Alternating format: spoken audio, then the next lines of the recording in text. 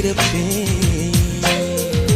மேகமுள்ளே வாழ்ந்திருக்கும் சூரன் போலவே நானும் அந்த மேகமதில் வாழ்கிறேன். காற்றழுத்தம் போல வந்து நானும் உன்னைத்தான் முத்தமிட்டு முத்தமிட்டு போகிறேன்.